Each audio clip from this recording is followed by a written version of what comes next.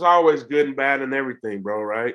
So yeah, I got flack from it because a lot of people don't want to believe it, you know what I mean? So you know, a fan is different from the crew. You know what I mean? Like the crew fucking knows. You know what I mean? And the fans, they don't really know. And not only that, for a large part of it, they don't really care. You know what I'm saying?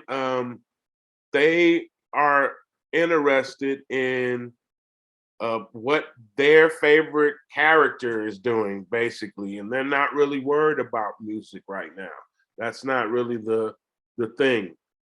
And you know, when you're asked or you bring it up or you want to talk about it, sometimes it's something that people don't want to discuss, and they're upset at me or whoever is doing it, bringing it up and like disrupting the calm waters of things. You know what I mean?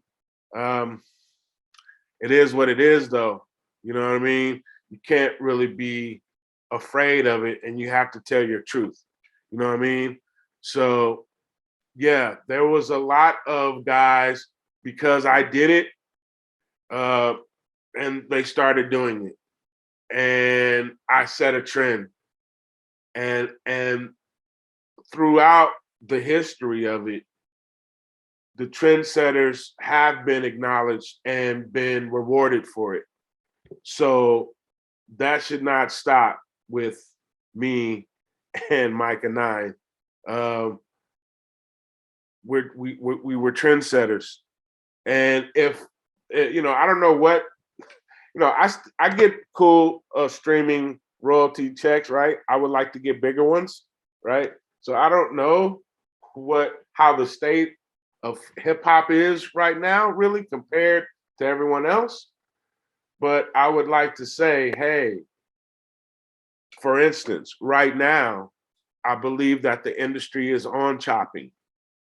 Most of them, whereas in the 90s to probably, you know, the early 90s when I came out to, you know, 2000 something, they were doing that stretch shit. They was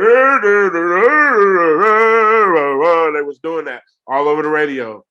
Then it became a mixture of the chop and the stretch. They put them together. And now I think it's primarily chop.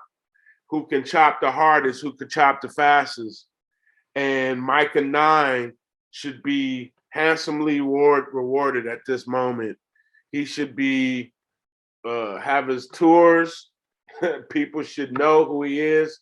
It's important for people to know the history of the thing. You know what I mean? And I think it's a little disrespectful for the whatever group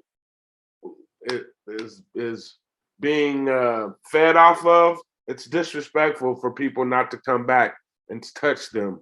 You know what I mean? Like, you know where you got it from. You know what you know what I mean? I just interviewed my boy Louis Geber, right? And you got to check my boy out. He's one of the dopest. He's only got a couple of albums out, but he's dope as heck. And we talked about ageism, right? Because you know we're getting older and people act like we don't have anything to say. But where am I going with this all?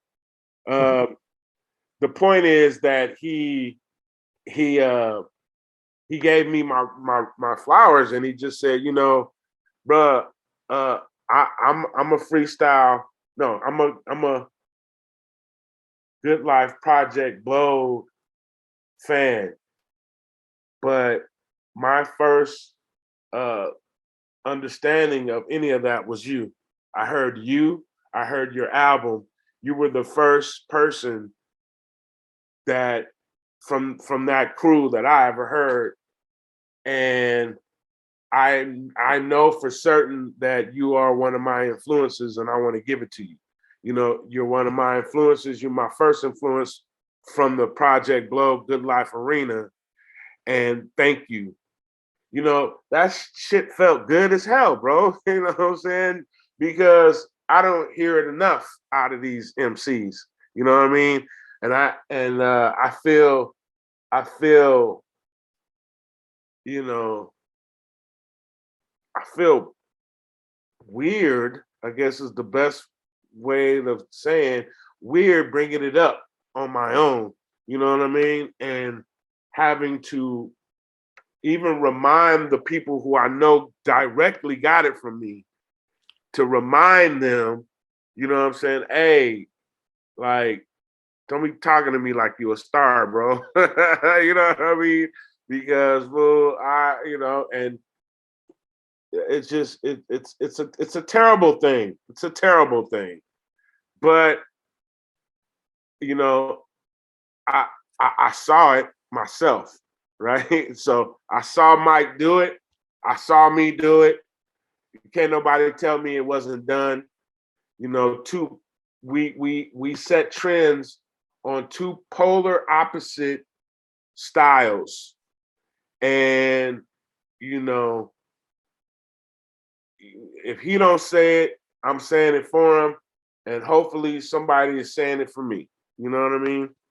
Well, that's one of the reasons why I wanted to talk to you. So I'm glad you agreed for the interview, man, because definitely got to give the shine where it's deserved. So, Well, I'm gonna say that too, bro, because I'm gonna add to what you just said, because after seeing some of the people that you interviewed, I was like, wow, he wants to interview me. Oh, okay, you know, all right, that makes me, because the list of people that you interviewed just to be in these fools' breaths when you talking about, yeah, and that's dope, bro. You know what I'm saying? Like, that's dope. That you know what I mean? And I noticed they're mostly East Coast guys.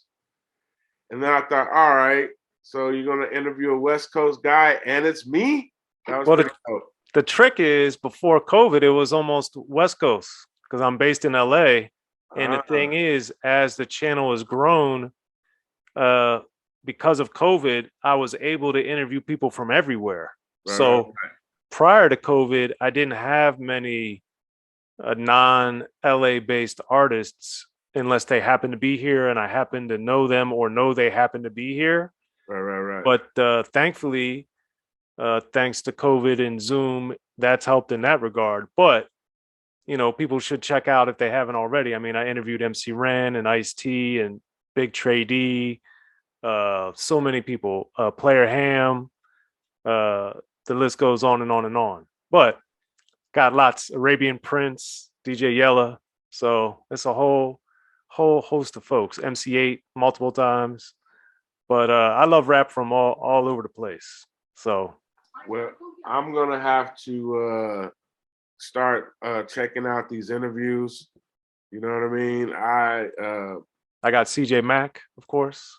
So yeah, I can't write. I got homework to do.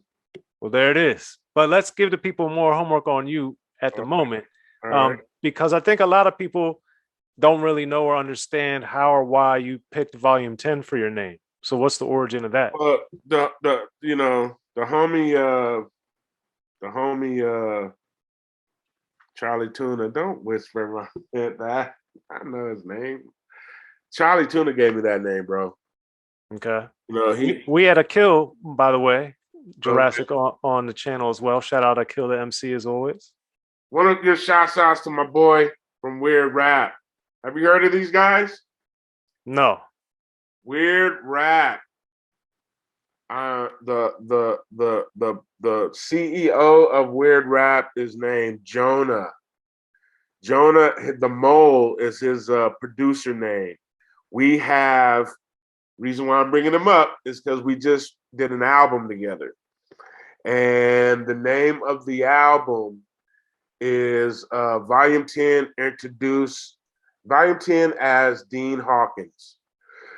So the first person I ever heard call me Dean was also Charlie Tuna. So yeah, Charlie Tuna used to say, man, you're loud. Fucking Volume 10 in here again. Every time I walk into the studio over at Cut Kim's house.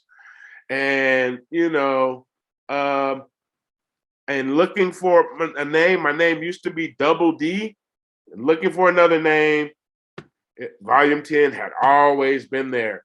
And just like every nickname that's good, a good nickname, I ain't like it at first. You know what I mean? And it was definitely from a place of making fun of a person, right? Like that's where most nicknames start off is I am making fun of you and you don't like it. And they end up sticking. So yeah, I got that from him. Dean Hawkins, he also called me Dean. What up, Dean? He was the first person to call me Dean, and I didn't know why he was calling me Dean. It was like, why is this dude keep calling me Dean? And I think I might have asked my girlfriend or my wife at the time, my baby mama at the time, Deb, I was like, why does Charlie keep calling me Dean? And she was like, well, it's short for Dino, and I'm like, short for Dino? Like, I didn't get it, right? Like, how is that? I don't understand. And she goes, well, Dean Martin's name is Dino. And that's just how they spell it.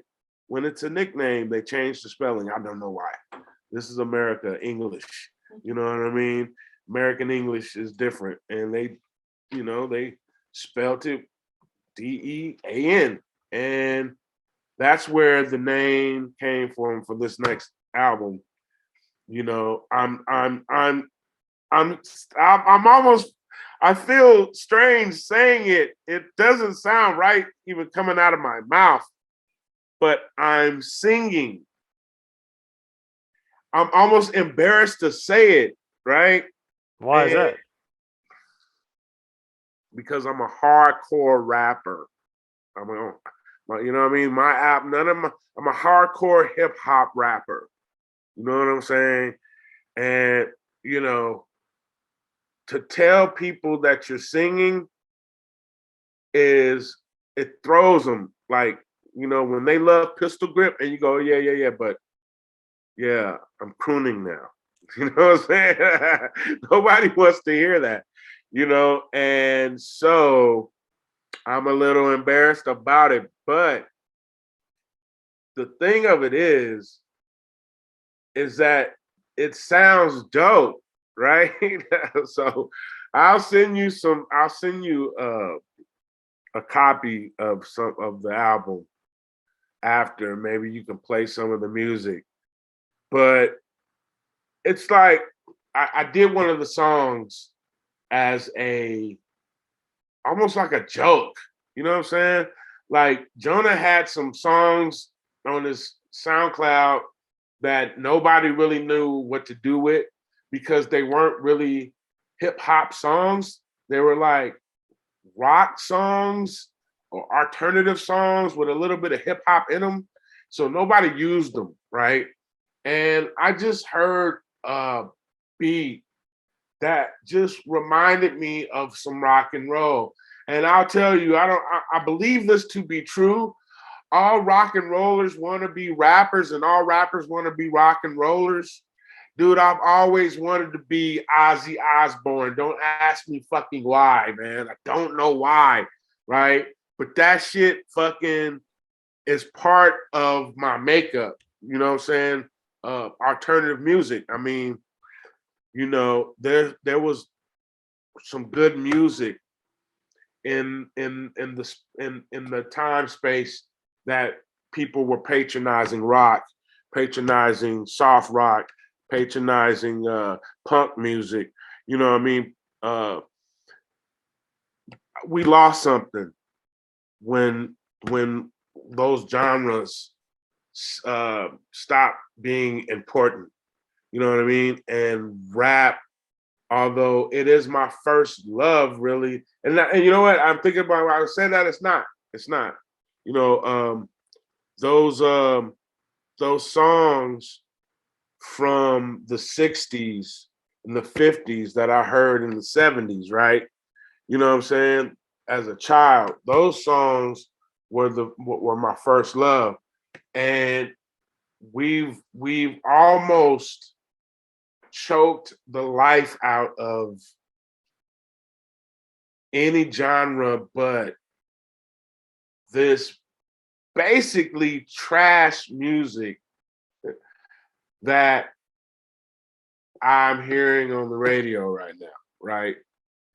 It has to be the worst, like almost as if some group of people got together one day and said, we are going to make this music the trash heap of existence. And we are going to perpetrate this on America.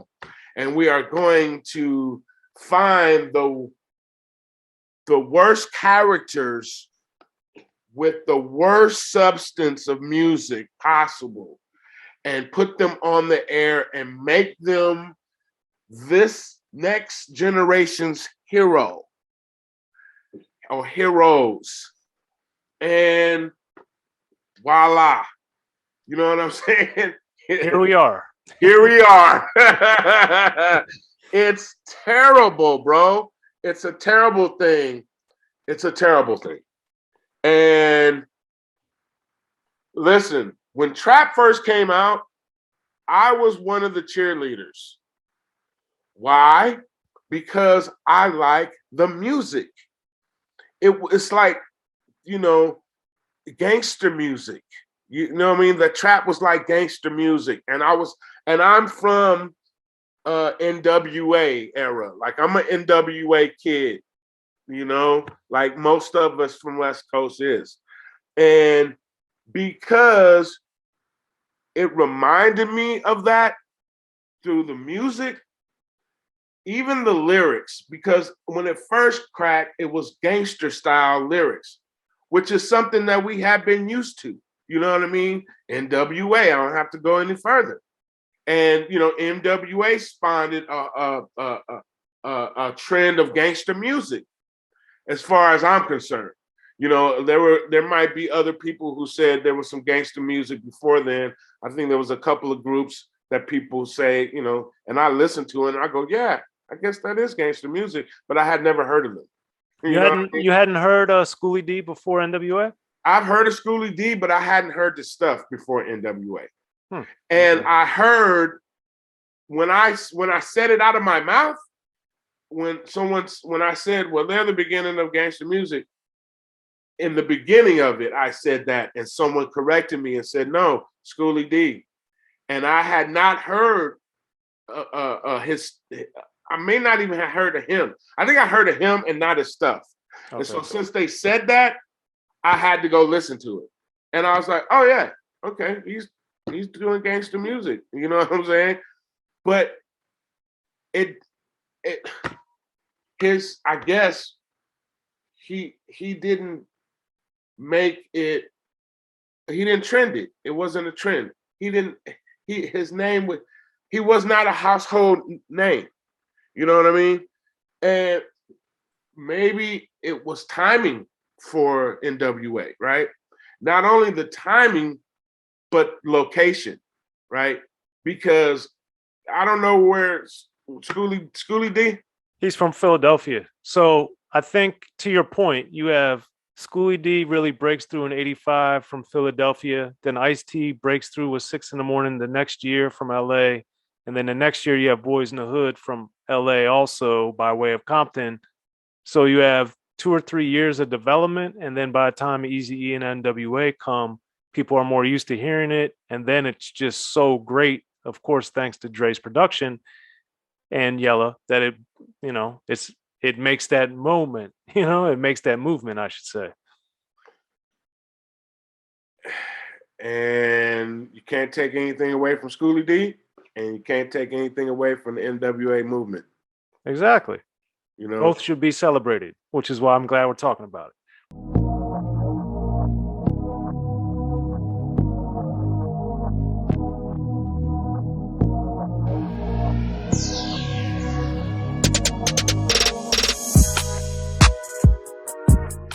Be sure to check out the History of Gangster Rap by Soren Baker. He's official. History of Gangster Rap features exclusive interviews with Ice-T, Snoop Dogg, MC Ren, the D.O.C, and dozens of others. The History of Gangster Rap, a definitive look at how Los Angeles changed rap forever. In Los Angeles, the streets definitely set the tone of the hip-hop music. A 19, I got a $50,000 car. My whole angle always was, I'll be street, but I will always tell you the horrors that go along with this life. It would be penalties and casualties for just wearing the wrong color in somebody's neighborhood. And once gangster rap made it from the streets to the TV, the genre exploded. With Fab 5 on your MTV Raps with N.W.A. Yo MTV, it just catapulted us from being local heroes to national gangbang rappers. The History of Gangster Rap discusses it all from 1980 up till today. It's always gonna be shit happening in the streets. You know what I mean? So it's always gonna be something to talk about. The History of Gangster Rap in stores now.